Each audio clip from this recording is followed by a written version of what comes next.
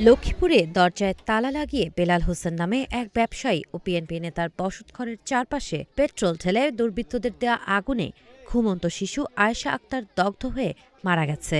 আগুনে দগ্ধ ব্যবসায়ী বেলাল সহ তার আরও 2 মেয়ে বিথি আক্তার ও স্মৃতি আক্তারও দগ্ধ হয়। এর মধ্যে বিথি ও স্মৃতিকে ঢাকা মেডিকেল কলেজের বার্ন ইউনিটে পাঠানো হয়েছে। বেলালকে সদর হাসপাতালে চিকিৎসাধীন রাখা হয়েছে।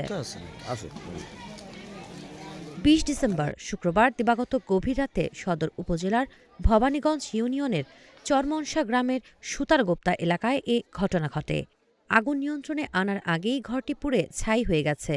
ভুক্তভোগী বেলাল ভবানীগঞ্জ ইউনিয়ন বিএনপির সহ সাংগঠনিক সম্পাদক এবং সুতারগোপ্তা বাজারের সার ও কীটনাশক ব্যবসায়ী। পরিবার ও স্থানীয়রা জানায়, রাতে বেলাল তার স্ত্রী সন্তান নিয়ে ঘুমিয়েছিলেন। ঘরের দরজায় তালা লাগিয়ে পেট্রোল ঢেলে আগুন ধরিয়ে দেয় দুর্বৃত্তরা।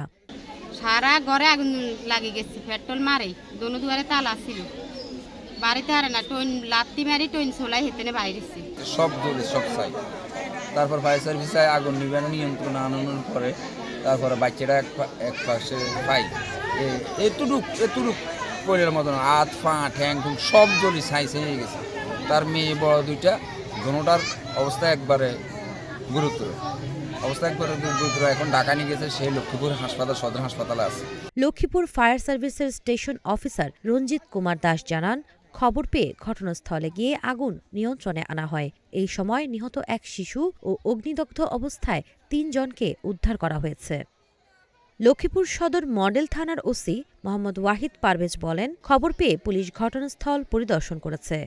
অগ্নিদগ্ধ হয়ে এক শিশু মারা যান, আরও 3 জন অগ্নিদগ্ধ হন। আগুনের বিষয়টি তদন্ত করা হচ্ছে। এটি কি পরিকল্পিতভাবে নাশকতা কিনা সেটা খতিয়ে দেখা হচ্ছে।